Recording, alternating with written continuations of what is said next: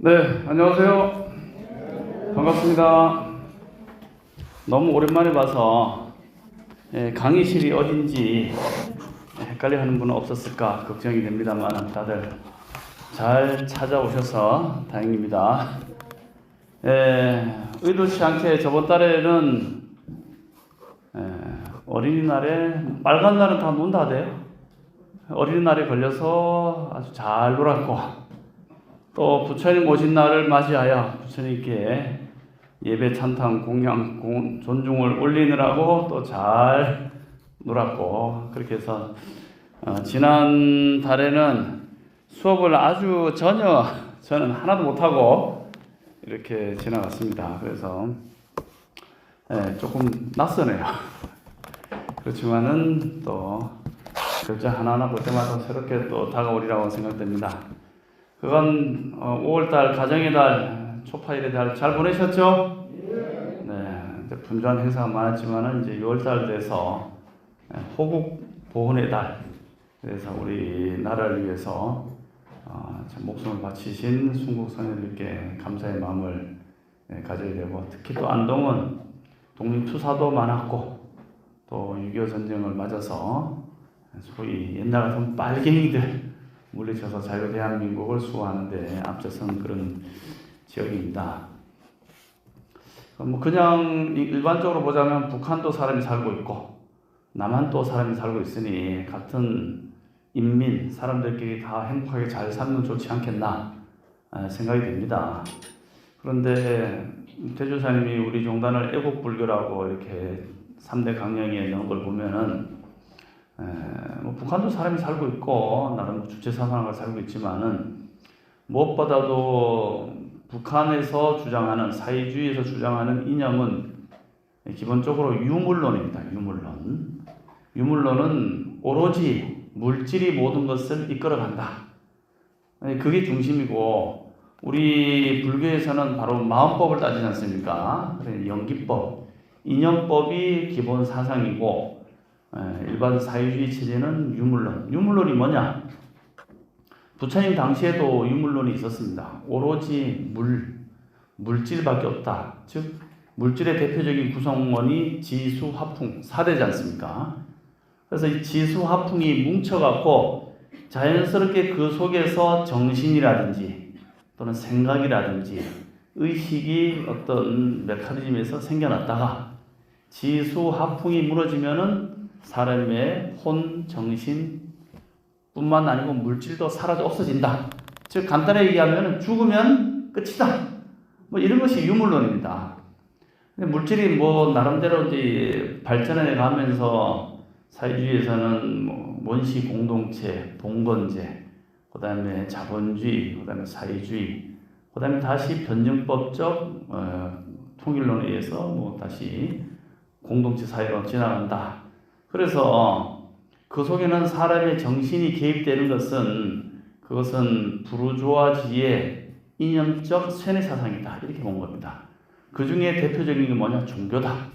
특히 이제 기독교적인 유일신과는 바로 사람의 정신을 이렇게 혼을 빼서 사람들을 쇠뇌시키기 때문에 종교는 민중의 뭐다? 아편이다. 그래요. 종교는 민중의 아편이다. 사람들을 쇠뇌시켜갖고 그 쇠뇌를 계속 시키면은 나중에는 안 맞으면 사람이 몽롱해지잖아요. 그런 것처럼 아편이기 때문에 아편은 끊어야 됩니다. 그래서 영국과 벌였던 그 아편 전쟁에 중국 사람들이 들고 일어나서 홍콩 영국하고 싸우면서 졌지 않습니까? 그러니까 지는 바람에 대가로 준 게 홍콩이잖아요. 홍콩. 100년 동안 조차 기약을 믿어서 이제 대여를 해준 거죠. 그리고 이제 100년이 지나서 반환을 했지 않습니까? 홍콩. 그런 식으로 이 종교는 아편으로 보기 때문에 이 아편에 세뇌되면은 안 된다. 정신은 물질에 의해서 돌아가는 것이지 정신 세계를 따로 하면 안 된다. 이렇게 봤기 때문에 종교가 말살되는 주의가 바로 이 북한 사회주의 체제입니다. 그래서 이 나라가 북한 즉 사회주의 체제가 되면은 기독교뿐만 아니고 우리 불교 모든 종교 생활이 다 없어지게 됩니다. 그러면 사람들로 하여금 바른 삶을 이끌어갈 수 있는 정신적 영역이 말살이 되기 때문에 사람들이 그야말로 사는 것이 아니고 먹고 사는 이런 문제만 남고 궁극적인 깨달음, 부처님의 가르침을 깨달아가는 그런 환경이 조성이 안 되기 때문에 대주사 스님께서도 제일 먼저 주창하신 것이 바로 애국불교, 바로 이 부처님의 가르침을 믿고 따를 수 있는 그런 체제가 바로 우리 자유대한민국 같은 체제이기 때문에 이 체제가 유지 발전돼야 된다 이런 의지로 말씀하셨죠. 그래서 그렇기 때문에 우리나라를 이렇게 지켜주신 순국선녀 호국영령께 늘 감사한 마음을 가지고 사셔야겠죠. 네, 감사한 마음 가지셨습니까? 네, 감사합니다 하고 추모도 하시고 묵념도 해주시기 바라겠습니다. 네, 수업에 들어가 볼까요? 어디까지 했습니까? 23쪽. 23쪽. 예. 격의불교. 그 조금 더 하지 않았나? 교육을 아예 안 했는가요? 예, 23쪽 뭐 저도 접해 있습니다. 네, 그래서 그거 이제 잠깐 보면 23쪽에 이제 격의불교가 나옵니다. 격의, 예, 30쪽이죠. 예, 30쪽. 나도 적어놨는데 30쪽 천태 사상의 성립, 삼교 대립과 삼교 융합 여기서부터 아마 그런 것 같습니다. 그래서 격의불교는 뭐냐? 복습하자면은 중국적 사고 방식과 토양에 의거해서 불교를 해석하려고 했던 그런 노력이 격의라고 했었죠. 어떤 틀 속에서 불교를 해석하려고 했다. 그럼 중국이 어떤 사상이 있었습니까? BC 770년부터 한 403년까지 중국 역사상에 보면 춘추시대, 전국시대가 있었죠. 많이 들어보셨죠? 춘추 제자 백가라에서 수많은 사상가들이 770년부터 403년까지 이렇게 많이 나왔습니다. 그래서 그 중에서 대표적인 사상가가 우리가 잘 알고 있는 공자님, 그 다음에 맹자, 안해, 자사 등 우리 안동지방에 유교가 많이 펴져 있는 그 원조에 해당되는 선생님, 그게 바로 이제 공자, 맹자, 공자왈, 맹자왈, 하늘천, 따지하고 인의, 예지신 이 5가지 그 오상이죠. 오상 밑에 보면 나옵니다. 이것이 기반이 돼서 중국의 사상에 아주 깊이 뿌리 박혀 있었습니다. 뿐만 아니고 또 도가 사상 들어보셨죠? 노자 도덕경에 노자님께서 세상에 출연하셔갖고 노자 화호설이다 해서 중국 사람들이 너무 자기네 나라의 중화사상, 중국이 중심이다. 지금도 그런 게 강하죠. 모든 것이 우리나라의 동북아 공정에서 우리나라 역사까지도 다 중국 역사를 만들어버리지 않습니까? 심지어 요즘 김치, 한복까지도 자기 나라 거다. 막 그러잖아요. 저쪽에 위구르 쪽에 있는 위구르족이면 그 아리안족들, 저 중동 지방에 있는 사람들까지도 다 복속시켜갖고 자기네 민족으로 중화 사상으로 만들어서 모든 타 민족들도 중국에 들어오면 다 하나가 된다. 그렇게 해서 중국 한족이 세상의 중심이다라는 걸 강조하는데 심지어는 이 도가에 있는 노자님이 서쪽으로 양을 타고 가셔갖고 뭘로 화현이 됐냐면 석가모니 부처님이 되었다. 이게 바로 노자 화호설입니다.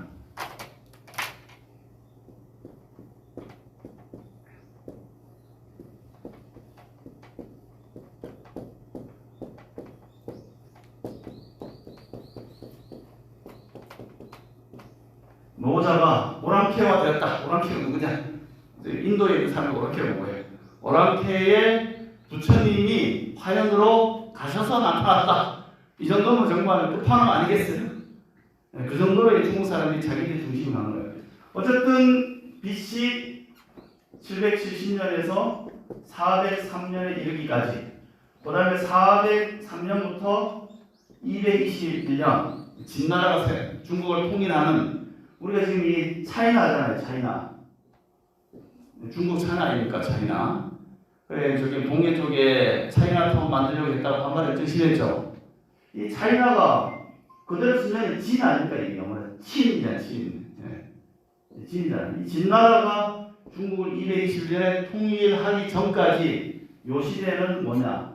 전국 시대예요. 여러 나라들이 맨날 싸움질했던 거예요. 전국 시대. 요거는 춘추 시대.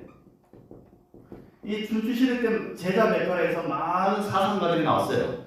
그 중에 첫 번째 공자맹자 이런 분을 중심으로 하는 유교, 유가사상. 그 다음에 또 노자님이 평해서 무의자연의 법. 그냥 가만 냅둬. 손대면 그것은 벌써 유의가 돼서 인위적이고 자연스럽지 못하다. 진리가 아니다. 그래서 가만 냅둬 하는 무의자연을 주장하신 노자님도 이때 나오시고, 또 법가, 지금 우리나라의 모든 어떤 시행은 다 법률, 죄형 법정주의다 해서 법률에 의해서 그 사람이 벌칙을 하고 규칙을 매기지 않습니까? 국회에서 하는 일이 뭡니까? 법률을 만드는 거잖아요, 법률. 법률을 만들어서 법에 없으면은 경찰이 나쁜 일을 어떤 사람이 해도 법에 근거가 없으면 풀어줘야 돼요. 그런데 그런 법치주의의 근간이 바로 춘추 시대 때 법가라고 하는 사람이 나와서 세상 사람들은 본래 마음이 악하기 때문에 법으로서 다스려주지 않으면은 지 멋대로 행동한다. 그 때문에 모든 세세 항목을 법으로 정해놔야 된다라고 주장하는 사람이 법가입니다. 이게 지금도 우리가 이제 법가 사상이 적용되고 있죠. 국회에서 매 만든 게 민식이법 만들어가고 지금 애들도 별로 없는 초원에도 30km 달려야 됩니다. 그거. 학생이 한 10명도 안 되는데도 그 앞에만 가면 속도 줄이고 카메라 누려보니까 넘어가나 안 넘어가나 눈을 부라리고 있어요. 그래서 물론 뭐 법이 모든 것에 다 만족을 시킬 수는 없지만은 일단 법은 만들어지고 지켜져야 되기 때문에 그런 것의 근간이 바로 법가 사상. 그 다음에 묵가라고 해서 묵가는 이제 공리주의, 모든 사람에게 사랑하고 아껴주고는 그런 마음이 있기 때문에 그런 사상. 이제 그런 것들이 이제 많이 퍼지면서 나중에는 인도에 있는 부처님까지도 바로 우리 중국이 가서 그렇게 교화했다. 이런 식으로 퍼지게 됩니다. 그래서 밑에 중간쯤 단락 보시면은 이와 같이 중국적인 기반에 의해서 불교가 들어오는 것을 해석하는 것이 격의 불교가 됐습니다. 근데 어느 정도 중국 사람들이 이제 불교를 이해하다 보니까 유교, 도교, 또 선교 이게 3교가 있죠. 이것이 이제 서로 대립을 합니다. 불교와 도교와 유교, 나머지 뭐 법가 이런 것도 있지만은 실질적으로 큰 세력을 이룬 것은 유가와 도가 사상이 중심을 이뤘단 말이죠. 그 다음에 불교. 이 세상의 세계가 늘 이렇게 중국 내에서는 대립, 갈등, 화합 이런 것이 있었죠. 그래서 이제 삼소회라고 해서 스님이 한 분이 있었는데 유가의 그 유학자하고 도가의 도사가 셋이 만나갖고 이렇게 같이 차 마시고 놀다가 그 문 밖을 나가지 않았다 해서 아주 종교 간의 합을 강조했던 것이 중국의 그 스님 선사의 이야기가 납니다. 그렇지만은 대립이 이렇게 많았어요. 그래서 천태지자대사는 이렇게 종교적으로는 불교, 유교, 도가가 대립한 것을 통합하고 또 나라로 봤을 때는 나라가 이렇게 갈라져 있는 것을 통합하는 그런 이념과 관념을 도입한 것이 뭐냐? 우리가 회삼기율, 삼재원용, 우리 종단의 그 기본적인 이념이 그거지 않습니까? 삼재원용, 공가중 삼재가 하나로 해통한다. 그것과 유교, 도교, 불교가 해통한다. 그러니까 이 지자대사는 중국 사람이기 때문에 중국적인 사상을 다 알잖아요. 그래서 마찬가지로 지금도 우리 천태종이 중요한 의미를 갖는 것은 영남과 호남, 북한 이게 세 그룹으로 갈라져 있잖아요. 이것을 회합할 수 있는 뭔가 어떤 이념을 제시를 해야 되는 거예요. 그래서 우리 모두 다 모여서 하나의 큰 대한민국을 만들자. 그 이념의 중심이 바로 천태에 있다. 옛날에도 그랬다. 볼 수 있겠죠? 그래서 중간에 보시면은 중국에서는 불교와 도교의 논쟁의 결과로서 청정법행경이라고 하는 위경이 만들어졌다. 이 경전은 부처가 새 제자를 요건 반대로 중국으로 보내서 공자와 안현, 노자의 새 성인이 부처님 아래서 수행을 해서 이 세상의 공자, 하늘의 법을 땅에 펼치는 그럼 보살로 왔다라고 경전이 만들어집니다. 이 정도면 노자님이 인도 가서 부처로 화했다는 것도 끝판왕이고, 또 부처님의 가르침을 받은 새 제자가 바로 부처님의 제자라라고 하는 것도 끝판왕이죠. 이게 서로 자기 종교가 최고라고 주장하는 그런 단계까지 이르게 됩니다. 그래서 이것은 이제 위경이라고 볼 수밖에 없는 것이, 그만큼 종교 간의 대립이 아주 극심했기 때문에 이런 경전도 만들어지게 된다.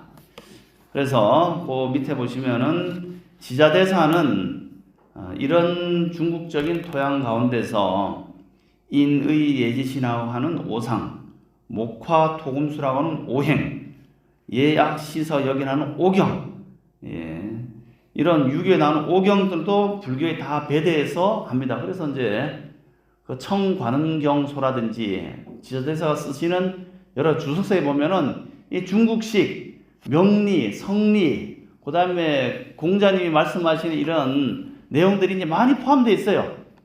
이 내용이 이것뿐만 아니고 저기 그 미타 삼부경, 즉 무량수경, 관무량수경, 아미타경, 특히 무량수경이라든지 광무량수경에 보면은 이 사바세계 연불 중생이 연불을 열심히 하고 정진하고, 특히 이렇게 인의 예신을 잘 닦은 사람은 상품상생에 태어나고, 이런 걸 잘 못 지키고 일심으로 10번만 연불한 사람은 하품하생에 태어나고, 이런 구절이 나와요. 거기 보면 이게 뭐 주역의 얘기인가 아니면은 공자님이 말씀하시는 유교경에 나오는 얘기인가 할 정도로 중국식 사고방식이 아주 많이 들어가 있어요. 아무래도 지자대사는 중국 사람이니까 중국에서 배웠던 이런 기초적인 종교를 해석하는 데 많이 넣게 되더라고요. 그 다음에 또 다음 페이지 보시면은 아까 노자 장자 사상이 있었죠. 장자는 뭡니까? 장자. 노자는 그냥 있는 그대로 냅둬, 무의자연, 손대지 마. 손대는 것은 인위적이고 자연스럽지 못하고 그것은 뭔가 때가 묻고 타락한 것이다, 이렇게 보는 것이 노자의 세계관이라면은, 장자는 네가 뭘 알고 판단하는 그 판단이 정말 맞는 것이냐, 선이냐, 니는 아무리 똑바로 본다고 했지만 그 속에는 네 주관이 개입된 거 아니냐, 그럴 수가 있겠죠. 우리가 이제 뭐 정치나 사람을 보더라도 윤석열은 어떤 쪽에서는 윤석열이 대통령이 돼야 된다고 생각하는 사람도 있는가 하면은, 윤석열은 박근혜를 깜빡이 보는 인간 아니냐, 저런 사람이 됐으면 되겠냐 하고 뭐 입장이 다르잖아요. 그런 것처럼 어떤 사람이나 사건에서 자기의 시시비비를 가리는 마음을 중단하고 그냥 무심의 경지에서 세상을 바라봐라. 무심, 즉 아무 생각이 없는 경지에 들어가는 것이 진어무경이다. 경계가 없는 자리에 들어가는 것이 바로 장자님이 생각하는 그러한 세상을 본 거예요. 그래서 호전몽이라고 많이 들어보셨죠. 어느 날 장자가 여름철에 잠이 와서 잠을 딱 자고 있는데 꿈속에 나비가 돼서 온 세상을 홀홀 돌아다니고 있었어요. 그러다가 문득 바람이 불어서 문소리가 탁 나면서 잠이 깼습니다. 깨고 나니까 꿈속의 나비가 나인가, 내가 꿈속의 나비인가, 즉 꿈속에 있는 나비가 진짜고 거기서 꿈을 꿔갖고 인간 세상에 왔는지, 아니면 인간 세상에 있는 것이 난데 잠시 꿈꿔갖고 나비가 된 건지 헷갈린다는 거예요. 이게. 이런저런 판단을 하지 마라. 그거는 판단하는 것은 네가 지금 생각한 주관적인 견해가 포함됐기 때문에 그런 생각 자체를 하지 말고 무심으로 세상을 바라보는 것. 그게 이제 장자가 주장하는 그런 이론입니다. 쉬운 문제 아니죠? 여러분들은 지금 살고 있는 이 세상이 나고 잠잘 때 꿈꾸고 있는 것은 꿈이라고 생각합니까? 네, 그건 깼기 때문에 그래요. 근데 꿈속에 있을 때는 꿈속에 있는 내가 자기 속에 있는 세상이 그 자기 세상이거든. 영원히 꿈을 못 꾸면은 그 꿈꾸고 있는 세상이 자기 세상이에요. 근데 다행히 꿈을 꿨기 때문에 그게 꿈이었겠다 알고 있지만은 꿈 속에 있을 때는 그것이 나의 세상입니다. 마찬가지죠. 만약에 이 세상이 꿈꾸고 있는 세상이라고 한다면은 꿈을 깬 자는 이 세상이 꿈이구나 하려고 알겠지만은 꿈을 깨지 못한 사람한테는 이 세상은 현실인 거죠. 이게. 부처님은 꿈을 깬 분이라서 삼계가 다 공하요, 삼계가 다 한바탕 꿈이구나 라고 깼기 때문에 세상 중생들이 꿈에서 깨라 하고 가르쳐주는데, 꿈을 못 깬 우리들은 이곳이 꿈속인 줄 모르고 현실이라고 느끼는 것과 똑같은 거죠. 장자도 그렇게 생각한 겁니다. 이게. 그러한 사상 중에서 30페이지 마하지관에는 장자에 대한 비판이 있지만은 나름 일정 욕심을 같이 말하는 것이 그 지자대사에 또 그 배대를 합니다. 초신 처음에 십신, 십주, 십행, 십향, 십지, 등강, 묘각의 53단계 가운데 욕심을 일으키지 마라 하는 것도 장자의 사상을 끌고 와서 배대를 하게 되는 거죠. 하여튼 그러한 바탕 가운데서 크게 보자면은 불교 교단이 중국에서 이제 번영하기도 하고 타락합니다. 그래서 이제 중국에는 뭐 전에도 말씀드렸다시피 이제 3번의 폐불 사건이 있습니다. 폐불이 뭐예요? 불교를 완전히 다 왕이 나서서 스님들을 죽이고 사찰을 다 망가뜨리고 불태우고 하는 그런 폐불 사건이 있어요. 그게 33페이지 위에서 셋째 줄 보시면은 북조의 위나라 때 태무제의 폐불, 도무제 문성제는 또 호불왕이었다. 그리고 또 밑에 내려오면은 도안 이런 사람들이 이제 생겨나서 불교가 크게 이제 발전하고, 또 중간에 보면은 수도 낙양 중심으로 낙양을 최고의 불교 교단으로 발전시키고, 또 운강석불, 용문석불 있죠. 용문석불 가보셨어요? 용문석불 가보면은 그 측천무 아시죠? 당나라 때. 측천무. 측천무가 자기가 노선하고 부처님 같이 닮아서 이 세상을 불법으로 한번 다스려 보겠다 해서 그 앉아있는 부처님의 모습이 그 측천무 같이 생겼거든요.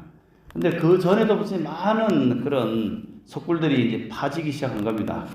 그리고 거기 밑에 보면 승지호, 불도 같은 사회 사업에 진출하거나 창도사 같은, 요즘 얘기하면은 뭡니까 이게 이제 지방으로 설법하러 다니는 법사스님들이죠. 창도. 승지호는 요즘 얘기하면은 이제 사회 봉사단체, 이건 말하자면 이제 복지재단 이런 거예요. 절에서 이걸 먼저 했어요. 그 다음에 불도호는 뭡니까? 불도. 부처님의 도상의 집이다. 이게 뭐냐면은 요즘에 하면 이제 법무법인, 법무교화원, 즉 죄를 저지르거나 뭐 여러 가지 절도죄나 이런 걸 한 사람을 교도소에서 어느 정도 형기를 마친 다음에 절로 보냅니다. 절에 보내갖고 절에서 절밭을 가꾼다든지 절 일을 돕는다든지 청소를 한다든지 이렇게 이제 하는 것이 이게 불도예요. 그렇게 죄인들도 절에 와서 교화 사업을 이제 많이 하는 것들이 이제 생겨나게 되죠. 그렇게 이제 한편으로는 여러 가지 문제가 생기고 한편으로는 이제 발전을 하는데 34페이지 넘어가 보시면은 남북 불교와 그 비판적 수용. 남조는 이제 그 양자강 이남에 있는 것이 이제 남조가 되겠고, 또 북조는 그 위쪽에 있는 북부지방, 황하, 강부터 해서 저 숭산, 소림사 그 위쪽에 있는 지방은 이제 북조인데, 남조에서는 뭘 공부했냐 하면은 강의를 많이 하고 공부를 많이 했어요, 이게. 그래서 교학이 남쪽에는 많이 발상을 하고 공부를 했고, 반면에 이제 북쪽에서는 숭산의 그 달마대사가 저기 인도에서 인도 차이나 반도를 지나서 지금 그 중국 남쪽 홍콩 옆에 광동성 광주로 들어왔지 않습니까? 나중에 그래갖고 처음에 누굴 만났습니까? 들어갖고 그 당시에 남쪽에 있는 양무제를 만났지 않습니까? 많이 들어보셨죠?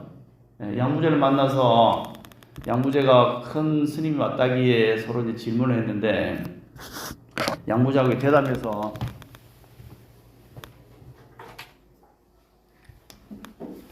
양무제가 절도 많이 짓고 불사를 많이 했으니까 내 공덕이 얼마입니까? 하고 물었지 않습니까? 그러니까 달마대사가 뭐라 했습니까? 아무 공덕이 없다. 그러면 달마대사가 그래 얘기하니까 양부제가 기분이 싹 나빠갖고 내 앞에 있는 그대는 누군고? 그러니까 다만 모를 뿐. 그러니까 이제 양부제가 완전히 이제 빡쳐갖고 일단은 돌아가고 열받아서 내가 이렇게 절을 수만 턴에 짓고 했는데 이놈이 나에 대해서 이렇게 무시를 때려 해갖고 나중에 죽이려 하잖아요. 그런데 이 양부제가 달마대사 올라간 곳이 바로 저 북쪽에 있는 숭산 밑에 소림사로 올라가지 않습니까? 왜 갔냐면은 이때 분위기가 그런 거예요, 이게. 그 이후로도 이제 계속 가는 게 남쪽에는 경을 많이 공부하고 북쪽에는 좌선을 많이 한 거예요. 수행을 많이 한 겁니다. 그런데 이제 문제가 뭐냐면 남쪽에서는 공부를 열심히 했지만은 교학적으로 발전은 됐지만은 머릿속으로만 알지 실천이 안 된 겁니다. 마치 동국대 불교학과 교수들이 공부는 많이 하고 불교 평론이나 여러 가지 강의는 많이 하지만은 실제로 자기한테 다가오는 여러 가지 누가 화를 내게 한다든지 하면 열받으면 자기 통제 안 되고 바로 화나고 막 그러잖아요. 그게 뭐냐? 수행이 안 된 거예요. 근데 반면에 북쪽 사람들은 공부는 경은 별로 공부 안 하지만은 앉아서 이제 수행은 열심히 해요. 수행은 열심히 하지만은 가는 길을 잘 모르니까 혼자만의 생각에 많이 빠지게 되는 문제가 생깁니다. 소위 타종단에 보면은 선방에 들어가고 앉아있는 스님들이 제대로 강원에서 공부 안 하고 바로 선방에 가면 이제 이런 문제가 생겨요. 일어나는 마음, 어떤 마군이 일어나면 이것을 어떻게 대처하고 어떻게 단계로 올라가는 걸 모르고 계속 이먹고 하다 보면 망상이 망상을 불러와서 시간만 허비하는 일. 그것이 뭐냐? 뒤에 보면은 저번에 얘기한 것처럼 38페이지 보시면은 암증선사 문자법사 이런 말이 나옵니다. 38페이지 5번째 줄 보시면은 지혜는 당시의 불교를 비판하여 북쪽에 있는 선음만 닦는 스님들은 암증선사, 암증이 캄캄한 방 안에 들어앉아갖고 증득, 도를 얻어보겠다고 하는 선사들, 선사가 마음이잖아요. 마음 닦는 분들. 암증선사. 근데 닦는다고 닦지만은 오히려 자기의 주관적인 생각에 빠져있는 일이 많아요. 그 다음에 이분들은 또 예경을 할 때는 주문만 열심히 해요. 우리 같은 천수경만 열심히 한다든지. 경을 읽는 것이 아니고 주문만 읽으면은 그 뜻을 모르잖아요. 그러면 이제 입만 뱅글뱅글 천수만 계속 하다 보니까 일단 실력은 생기지만은 이치는 잘 알기 어려울 수도 있다. 그래서 북쪽에 있는 스님들은 암증선사, 송문법사, 남쪽에 있는 스님은 문자법사, 사상선사 이렇게 얘기한다. 문자, 말만 잘하고 글만 빤질이 알지만은 실제로 자기의 내적인 수행이 안 됐다. 그래서 지자대사는 이 두 가지가 다 문제다 이렇게 본 겁니다. 그래서 34페이지 보시면은 그런 내용이 쭉 나와요. 남쪽은 청강자가 밑에서 5번째 줄 보면은 700명, 800명이 돌아앉아서 강의를 하는 예도 드물지 않았다. 지금 통도사 이런 데 보면 화엄살림법회에서 100일 동안에 내 스님들이 돌아가면서 강의를 한다든지 작년, 재작년 상광사에서 53 선지식을 모셔서 강의를 한다든지 하면은 사람들이 엄청 모이지 않습니까? 그런 곳이 이렇게 이제 대중 속강을 하는 겁니다. 이렇게 이것도 많은 포기를 했으니 필요해요. 그런데 35페이지 북조를 보시면은 이쪽 스님들은 부처님 마음을 내가 봐야지 그렇게 강의하고 해서 어저렇게 살면 되겠냐 해서 밑에서 5번째 줄 보시면은 뭐냐 좌선과 송경 경만 계속 읽지 학습 학문적으로 연구를 하지 않는다. 이런 문제가 있기 때문에 이 두 가지를 다 지자대사는 다 비판적으로 수용을 해서 37페이지 보시면은 뭐라고 나오느냐 이론과 실천의 병행 나오죠. 예, 이론도 알고 이론은 남쪽에 있는 남조 불교는 이론 불교, 북조 불교는 수행을 하니까 실천 불교 이렇게 볼 수 있겠죠. 그래서 남조와 불교의 그것을 두 가지를 다 하기 때문에 우리는 천태는 뭐냐? 천태교관이다. 삼관 삼교, 공가중 삼교와 그것을 내적으로 체득하는 공간, 가관, 중관 교와 관을 다 닦는 것이 천태대사가 이렇게 가만 보니까 중국 불교, 그 당시의 불교의 문제점이 이론에만 치우치거나 또는 선에만 너무 빠져있거나 하는 것이 문제다. 그래서 공부도 하고 실천 수행도 하는 것이 두 바퀴가 같이 가야 된다라는 것을 착안하게 됩니다. 이런 것을 바탕으로 해서 38페이지 보시면은 지자대사가 이제 진나라가 나중에 수나라를 전국 중국을 다 통일하게 되죠. 그리고 나라 이름을 이제 수나라라고 바꾸게 됩니다. 진나라가. 그래서 이제 그런 것에 바탕에서 수대 때 이 그 지자대사가 크게 불교를 이제 떨치게 됩니다. 그래서 39페이지 셋째 줄을 보시면은 바로 승려들이 50만 명에 득독해하고, 그 다음에 밑에 보시면은 진나라 문제의 불교 정책이 점점 진행되어 갈 결과 수나라로 통일이 되면서 개항부터 인수연간에 걸쳐서 스님들이 총 23만 명에 이르렀고, 사찰은 3,792개로 사경은 46장, 경전은 3,853부, 석상은 10만 6,589, 불상은 105만 8,949를 넘을 정도로 수나라 불교가 엄청나게 발전하고 됩니다. 그래서 불교 하면은 수당을 얘기합니다. 수나라 때와 당나라 때 불교가 완전히 꽃을 피워갖고 중국 불교의 중심에 불교로 자리하게 되고, 수당 다음에 뭡니까? 수나라, 당나라, 그 다음에 원나라, 명나라 내려가잖아요. 송나라, 원나라, 명나라 내려가면서 유교 중심으로 가게 됩니다. 그래서 불교의 힘이 이제 많이 이제 좀 빠지게 됩니다. 그래서 불교를 하면 이때 수나라, 당나라 때 거의 다 발전하게 되고, 그 밑에 보면 수나라의 수문제 불교 보호 정책은 문제의 한 사람이 그치지 않고 수나라의 모든 황족, 특히 문제의 장자인 태자용과 둘째, 이 사람이 중요합니다. 진왕광.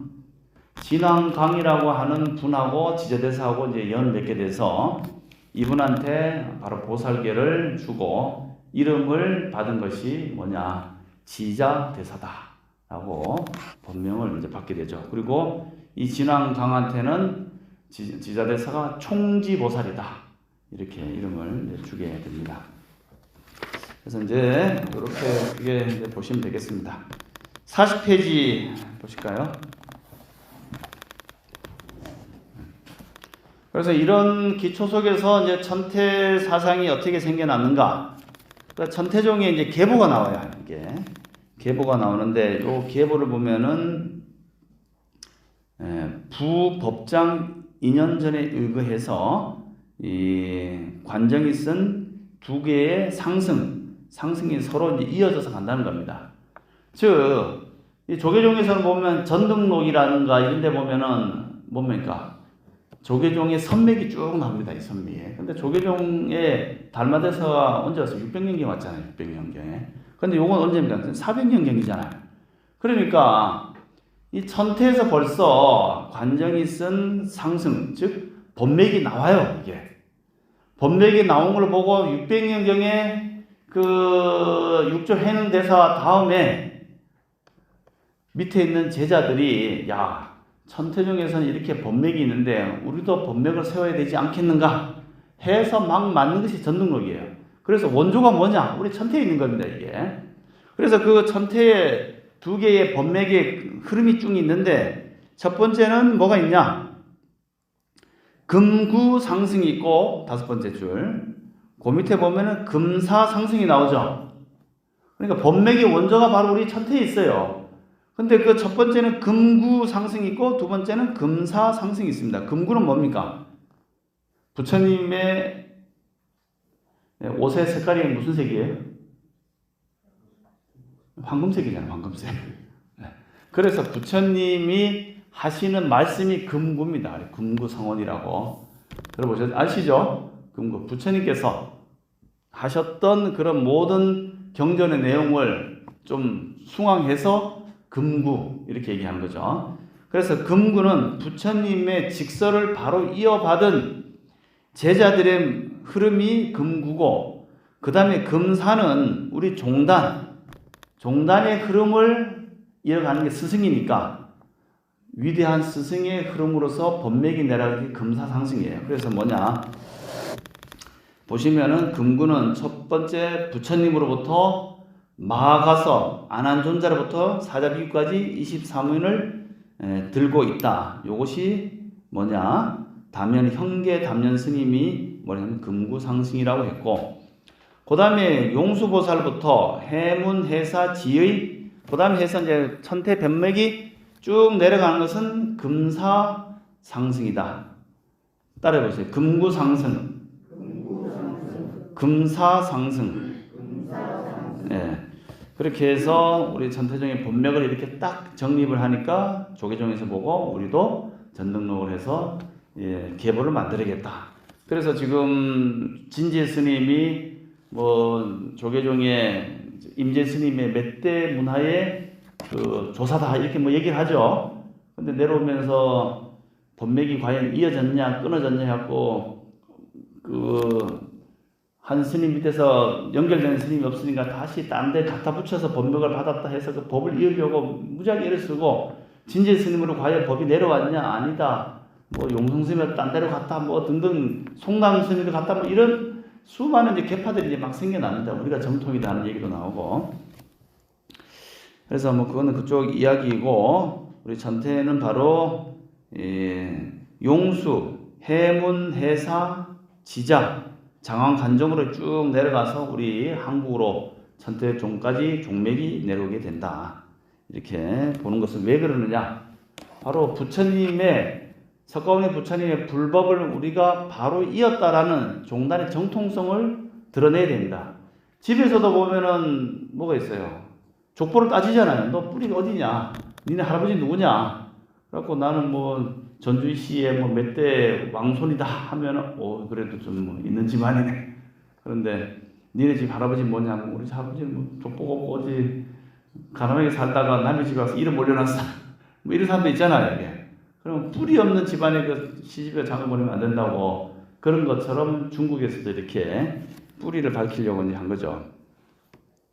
그래서 제일 밑에 줄에 네 번째 줄 보시면은 대지도론이 천태에서 관심을 갖는 것은 중요하다.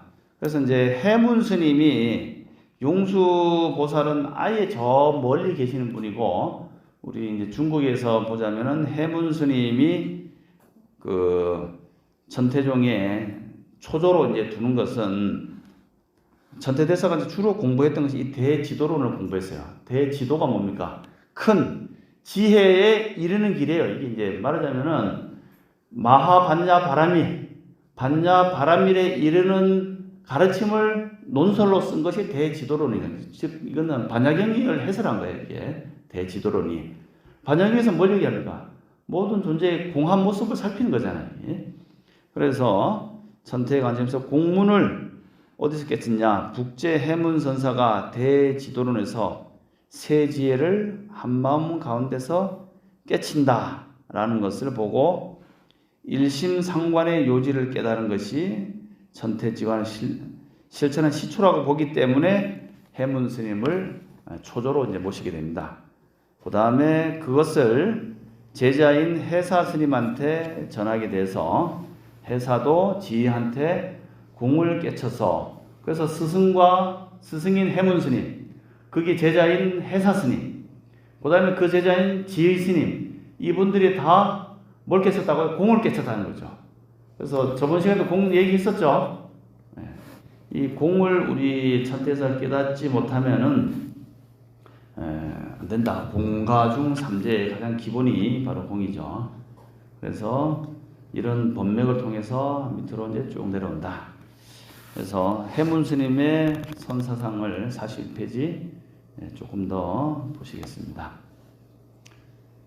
북제의 해문 스님은 해문이라고도 쓰는데, 금사상승, 즉 스승으로 내놓는 제2조로서 해사선사의 스승이다. 그리고 뭐 여러 가지 불도를 행한 사람이다 이렇게 나오는데, 뭐 다른 거는 볼 필요 없고, 아까 얘기한 것처럼 42페이지 중간쯤에 보시면은 중론의 사재계와 결부식에서 일심상관의 법문을 창세를 모른다. 즉 하여튼간 뭐 공간에 대해서 깨달음 얻은 것을 대지도론에 의해서 공법을 개쳤기 때문에 그 가장 중심으로 보는 것이 해문스님이다. 뭐 그 정도 마시면 되겠고요. 43페이지 해사의 선관사상. 그래서 이제 해문스님의 제자죠. 그래서 해사 스님은 밑에 보시면은 남학 해사의 속성은 이씨이며 그 다음에 하남 예주 여양군에서 태어났다. 인도승이 세속에서 벗어나기를 권하는 꿈을 꾸고 15세에 출가했다. 그래서 이제 조금 자세한 얘기는 이 해사 스님이 인도에서 왕이었대요. 왕으로 이렇게 살았는데, 아니, 왕이 아니고 거기서 이렇게 살았는데 인도에서 뭡니까? 너무 부처님 이후에 사교들이 막 판치니까 내가 다음에는 태어나면은 어디 그런 것이 없는 세상에 가서 내가 출가를 해서 수행을 하겠다. 이렇게 원을 세우고 온 곳이 중국에 왔어요. 그런데 이제 자기의 전생을 잘 몰랐는데 스승이 그것을 탁 알려주고 또 그런 꿈을 꾸고 나니까 내가 인도에서 스님이었구나. 그걸 알고 이제 출가를 하게 됩니다. 그래서 15세에 출가를 하고 있다가 어느 날 동료가 법화경 있는 것을 보고 법화경을 읽었는데 수년 동안 1000번을 독송했답니다. 그래서 구인사에 있는 방경희 스님, 교무장 스님 아시죠? 교무장 스님은 법화경을 뭐 한 7, 800번 읽었답니다. 거의 시간만 나면 법화경이 있는데요. 그리고 한 번은 백년학에서 내가 법화경이 한 700번 아마 읽었을 겁니다 하고 그렇게 읽다 보면은 그 경전이 그냥 글자 하나까지 어디에 뭐가 있는지 다 알게 되겠죠. 그래서 소위 이제 그 정도로 법화경에 마음이 온통 가면은 이제 법화삼매에 들게 됩니다. 이게 마찬가지로 이 해사 스님도 법화경을 늘 읽다 보니까 법화경의 모든 내용과 법화경의 온 생각이니까 법화삼매를 여기서 이제 체득하게 돼요. 그래서 법화삼매를 읽고 있는데 나중에 지도대사가 해사 스님을 만나게 되니까 딱 하는 말씀이 자네와 나는 인도 영산에서 같이 석가모니 부처님으로부터 법화경을 들었더니 오늘 다시 만났으니 기묘한 인연이 아닌가. 그걸 듣고 한 소식을 이렇게 탁 깨치게 됩니다. 이게. 우리도 사실 법화경 많이 독송하시잖아요. 다 영산에서 공부하는 그런 인연이 있으니까 만난 게 아닌가 그런 생각이 듭니다. 그래서 20세에 구족계를 받고 묘승 정경을 읽고 선관을 찬양하게 된다. 그리고 해문 스님을 찾아가서 공부를 하게 된다. 뭐 그런 내용이 나오고 44페이지 보시면은 과거에 석존 당시에는 90일을 득도하여 도를 얻는 자가 많았는데 나는 왜 지금까지 깨닫지 못하는 것인가 하고 부끄러운 생각이 들면서 어디에 섰습니까? 어디에 섰어요? 벼랑에 섰다잖아요. 벼랑에.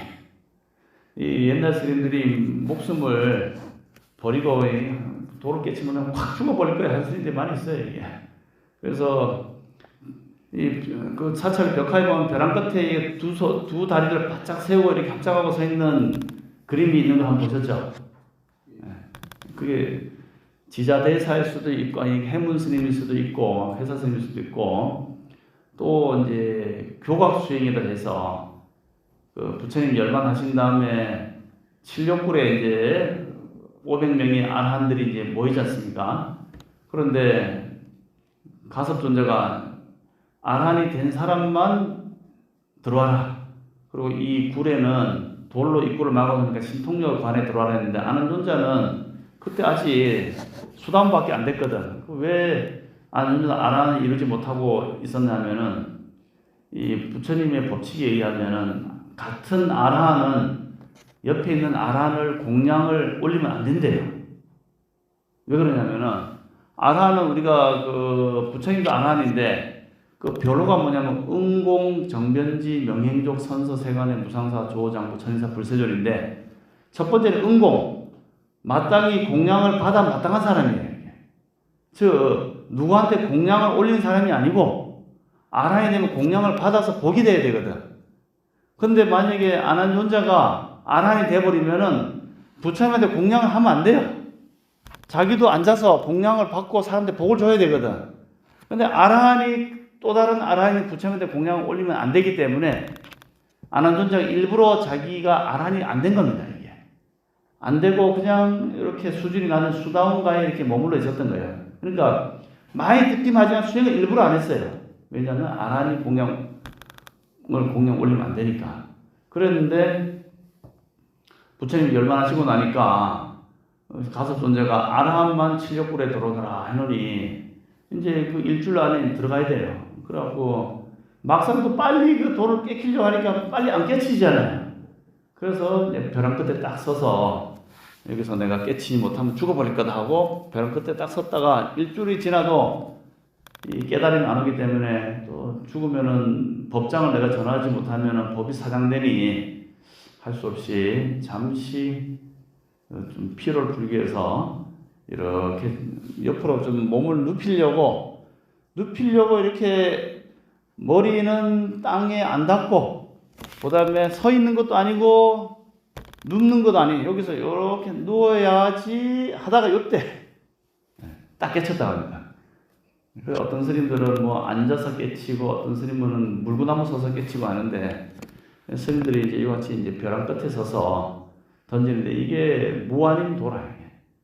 그래서 잘못 마음이 안 쓰면 그냥 떨어져 죽는 거예요. 이게. 이제 구인사에도 이렇게 하다가 죽은 사람이 좀 있어요. 이게 어디냐면은 지금은 이제 정신 환자들이 별로 안 오는데 한 번은 그 총문에 있다 보니까 뭐가 빡 소리 나더라고요. 그런데 이제 바깥에 있는 스님 보니까 관세음보살하고 소리 들리기 때문에 가끔씩 그 군사에 청소하는 보살이 꼭 종강 옆에 가서 밤중에 여기서 관세음보살 하면은 완전히 뭐 호러물 같은 그냥 산속에서 관세음보살 나오는데 아 이게 별로 안 좋아요. 그 울진에 가보면 옛날에 그 용화사라고 그 왕피천이라고 들어보셨죠? 지금 없어졌는데 그 왕피천에 우리 절 용화사가 있었어요. 근데 거기에 뭐 어떤 스님들이 왕이 피난하는 곳이다 해서 그 당시에 혹시 전쟁이 나면은 큰 스님 모시고 걸어가야 된다고 이런 뭐 소위 썰을 많이 풀어갖고 거기에 땅을 사게 됐어요. 그래갖고 거기에 땅을 사서 주변에 이제 농토도 한 뭐 2,000평 정도 어떤 사람이 살던 땅을 샀는데 그 이제 조그만 절을 지어놓고 또 구인사에서는 농사를 안 짓고 놀리는 걸 못하니까 이제 파견을 나가서 거기서 농사지러 갔어요. 스님들마다. 근데 가면 이제 하루 종일 농사 짓고 또 뭐 씻는 것도 마땅치 않고 서로 이제 안 가려고 하는데 비구니 스님들을 걸러보내면 막 울면서 안 가려고 그래요. 왜 그러냐면은 절이 있는 주변에 뭐가 있냐면은 소위 한농 지금도 뭐 한농에서 나온 그 농업 뭐 생명 쌀 해갖고 나오더라고요. 근데 한농 단체가 수천 명이 거기서 밀집촌을 이루면서 이제 살았는데 절하고는 불과 한 20m 요거밖에 안 돼요. 근데 거기에 들어오는 집단들은 애들이 있는 사람은 데리고 와서 그 주변에 학교를 보내고 절대로 이제 부부로 해서 애를 생기는 건 못하게 합니다, 이게. 그리고 재산은 다 그 종교 단체에다 기부를 하고 그러고 나서 꼭 협동농장 일하다 나가듯이 다들 쭉 꽃갱이 메고 밭에 가서 하루 종일 일하고 또 쭉 들어와서 씻고 우리가 이제 절이 있으면 그 절 주변으로 산속에 가요, 얘들이. 산속에 가서 산속에서 그 캄캄한 밤새도록 기도를 하는 거라, 이 사람들이. 그런데 밤에 그 자기 닿는 산속에 가서 뭐라 하냐면은 적들을 처부 수여하여 주시옵소서. 예수의 그 신령을 증명케 하여 주시고 밤새도록 산에서 떠들어대고 죽음으로써 이룩했습니다 하고 소리 지르니까 거기에 수백 명이 산속에서 소리 질러대니 진짜 막 쳐들어올 것 같아요. 캄캄한 가운데. 그래 비구니 스님을 글로 보내놓으니까 잠깐 죽을지 모른다 싶으니까 서로 안 가려고 그 정도로 아주 근데 이제 어떻게 보면은 스님들이 너무 안 가려고 하니까 나중에는 이제 종단에서 일은 안 되겠다 해갖고 그것은 한농에 팔았어요 이제. 그러니까 자기들은 막 이겼다고 이제 좋아하고 그래서 이제 안 가게 되는데, 하여튼간 그런 것처럼 구인사에 그 옛날 사람 정신이 안 좋은 사람들이 이제 들어와서 이 벼랑 끝에서 돌을 얻었다는 것 때문에 그 일주문 막 들어와서 사천암 올라오면 오른쪽으로 그 인광당 장문실이 있잖아요. 그 장문실에 층기가 한 그 5층 정도 되는 제일 가장자리에 거기 올라가서 관세음보살 소리 지르고 그냥 떨어진 거예요, 이게. 떨어지다 보니까 어떤 사람이 보니까 거기서 놀래갖고 이제 기절한 거지. 떨어지니까 그대로 떨어져갖고 뭐 머리부터 떨어지니 머리가 쪼개져갖고 거기서 또 이 해골이 그 안에 골수가 튀나온 거라, 이게 막.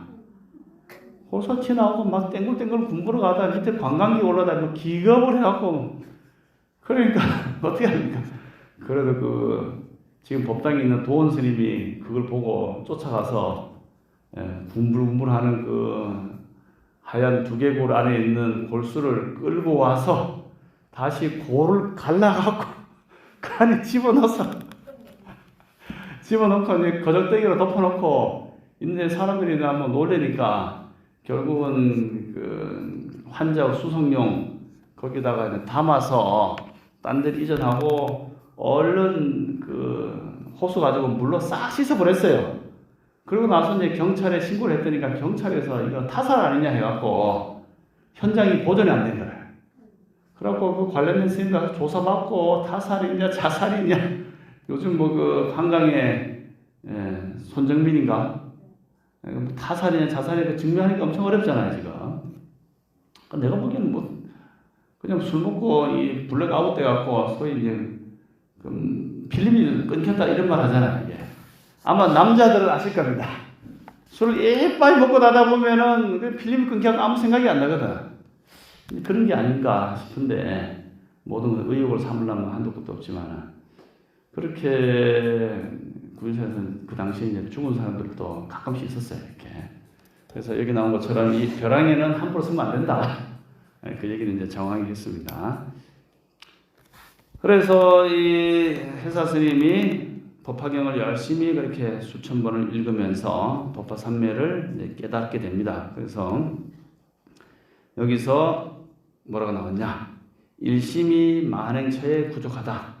한 마음이 정해지면은 어떤 행위를 하든지 그곳에 다 충족해진다. 즉, 요걸 보면 우리가 공부할 때도 마음을 하나 딱 모으면은 그 공부에 내 마음이 집중되는 게 이게 정심이거든. 근데 공부할 때 집 생각하고, 공부할 때 먹는 생각하고, 기도할 때 집 생각하고, 집에 가는 기도 생각하고, 요게 일심이 안 되고 잡심이 저거 산란심이잖아요. 그러니까 마음을 하나로 딱 모으는 관세음보살을 앉아서 기도할 때 관세음보살로 내 마음이 딱 집중이 되면 어디 가든지 그 마음을 다 적용시킬 수가 있는 거예요. 운전할 때는 운전에만 딱 집중하지. 운전할 때 핸드폰 보면서 봤다 하다가 어떻게 됩니까? 접촉사고 나거나 문제 생기잖아요. 일심이 안 되는 거예요, 이게.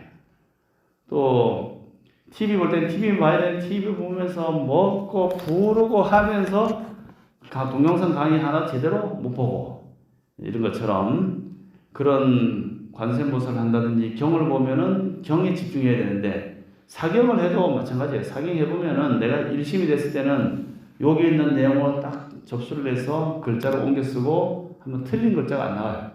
근데 일심이 안 되면은 쓰다 보면 내 엉뚱한 것이 쓰고 틀리고 삐뚤삐뚤해지고 오타 나서 다시 지우개로 지운다든지 화이트로 다시 지우고 쓰고 막 그러면서 글자 틀리는 것이 몇 자나 발생하는 거 보면 내가 망심이고 산란심이고 일심인지를 알 수 있겠죠. 그 연습의 가장 중심이 관세음보살을 일심으로 하는 거겠죠. 그래서 법화경에 이르기를 원도인을 강성보다 낫다. 이런 가르침을 주신 것이 바로 전태 해사 선사가 있습니다. 그리고 45페이지 이제 중간쯤에 보시면은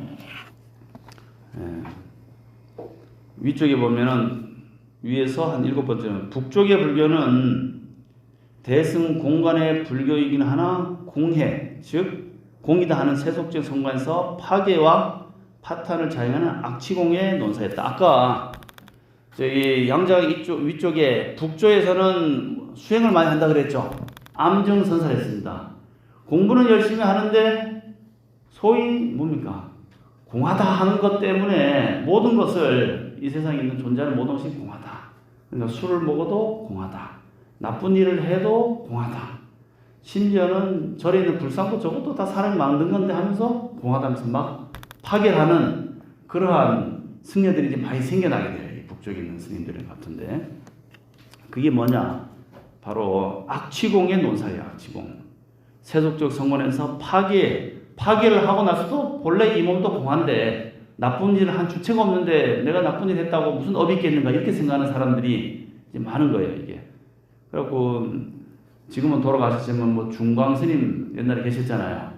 거지옷 입고 뭐 술도 막 마시고 하는 것이 유유자적한 어떤 도인인 것처럼 보여지는 그런 폐해가 있습니다. 지금도 뭐 조계종 스님들 같은데 뭐 선 공부하고 나와서 그 뭡니까 3개월 안거 마치고 나서 밑에 내려가서 술집에서 술만 마시고 막 놀고 니나노 하는 사람들도 있다고 이제 스님들끼리 얘기하더라고요. 이게. 공하다 하면서 이게 파괴성을 일삼는 스님들이 있는 거예요. 이게 뭐냐? 무슨 공? 악취공. 악취공에 빠지면은 약도 없다 했습니다. 용수보살도. 그래서 그런 악성 비구들이 있었을 가능성이 많다. 그런데 이와 같이 해사 스님이 법화경을 공부하고 하니까 야 법화경도 다 부처님의 가르침도 본래 무일물이야. 아무것도 없어. 너 그렇게 강의해봐야 무슨 필요가 있냐 하면서 뭘 했냐면 독사를 많이 했어요. 이제 스님들이 사실 좀 무서워요. 이게 왜 무섭냐? 뭐 처가 있나 자식이 있나 재산이 있나 살다가 그냥 죽으면 끝이거든요. 이게. 그렇게 약간 삐뚤어진 이 악성 비고들이 있으면은 겁나는 게 없어요. 이게. 그리고 지금은 사실 많이 정화가 됐는데 제가 입산할 때만 하더라도 동대에 이제 그 스님들하고 비구니 스님들하고 좀 얘기를 하다 보니까 스님 우리는 무서워요. 그래요. 왜요? 그러니까 큰 절에 살면은 이제 주지가 바뀌거나 또는 밑에 스님들이 주지되면은 절에 큰 데서 나가야 되거든요. 그 나가면 어디 갑니까? 자기 절이 있어야 되잖아요. 이게. 그래갖고 형님 절에 있거나 누구 절에 있다가 어떻게 시주 모아고 조그만 암자나 아니면은 약간 땅값이 싼 데 가면 안 그래도 산속으로 간다든지 외딴 데로 갈 수밖에 없잖아요. 그런 데 가서 이제 절을 만들어 놓고 있으면은 이 악성 비구들이 찾아온대요. 말하자면 이제 양아치 조폭들 일반세요. 그런 것들이 승복을 어디 사입고 머리 깎고 와갖고 한 대여섯 명이 딱 들어서 여기 주지 있나? 해갖고 그러면 이제 뭐 어쨌든 비구스님이라고 모시고 가면은 밥 좀 차려와. 비구가 왔는데 밥도 안 차리나? 그래서 밥 차려놓고 나면은 돈 달라는 거예요. 막 그렇고 우리 저기 가난한 절에 돈이 어디 있냐 하니까 돈이 없으면 다른 걸로도 줘야지 하고 그렇게 하고 너무 막 무섭대 이게. 그리고 실제로 그렇게 막 겁탈을 당한 비구니들도 여럿이 있고 동기간에 그런 악성 비구들 내지 가짜 비구들이 많이 판쳐요. 그래서 지금은 뭐 그렇지는 요새는 뭐 별 얘기를 나도 이제 뭐 학교 마치고 나니까 별로 그 당시에는 그렇게 비구들이 오고 또 새로 절을 하나 이렇게 개소를 하면은 우리 종단은 우리 종단끼리 움직이니까 상관없는데 조계종 같으면은 그 동네 삼연합회에 있는 무리 스님들이 신고 안 한다고 와서 또 행패를 부린다는 거라. 그래갖고 큰 데에서 나오니 대중 살림 살기 너무 힘들고 독살이 나오니까 주변에 있는 여러 잡승들이 와서 괴롭히고 참 스님 생활하기가 쉽지 않다. 뭐 이런 얘기를 합니다. 마찬가지로 해사 스님도 그 당시에도 밑에 보면은 5명의 악성 논사들이 소위 요즘은 순 이런 걸로 독사를 기도하였다. 그런데 이 스님이 부처님을 열심히 믿고 참여해서 소생하였다고 한다. 그러나 이 사건으로 해사는 자신의 박독과 수겁으로 빚어진 사손이라 생각하면서도 오래전에 불법이 멸망한 것이니 어디 가서 법난을 피할 것인가 우려를 했다. 다음 해에 하남에 내려가서 대승을 강설하고 또 정주에 있을 때는 음식에 독을 넣은 악인을 만나 또 따르던 세 분이 죽었다. 이렇게 막 하면서 악성 농사들이 계속 괴롭혀서 결국은 나중에는 이제 돌아가시게 되죠. 그처럼 용수 보살도 결국은 독살에서 돌아가셨거든요. 그렇게 화엄경을 다 강설하시고 해도 나중에 어떤 자객 스님이 타 종단에 자객 스님이 칼을 들고 와서 보살님은 이 몸에 대한 집착이 없으시죠. 그럼 내 칼이 당신 몸에 들어가도 아무런 고통이라든지 아니면 원망이 안 생기겠죠. 보살은 그런 마음이 없다. 그러면 제가 보살님의 목숨을 열반에 들게 해드리겠습니다. 그래서 2년이 다 돼보냐고 딱 열반 들어버렸거든요. 그렇게 어떻게 보면 승단이 청정하긴 하지만은 그 속에 잡배 무리들이 들어왔고 어지럽힌 일들도 사실 많아요. 이게. 그 당시는 이런 게 많고 또 불교를 핍박하기 위해서 타 종교인들이 승복을 입고 들어와서 일부러 악행을 저질러 갖고 불교의 율상을 추락시키려고 하는 그런 사람들도 많았다. 그래서 다음 페이지 47페이지 보시면은 세 번째 줄 반산 노래 먹으면서 반주 삼매를 닦다가 결국은 이제 입적을 하셨다. 범납 49세, 춘추 63세에 입적을 하셨다.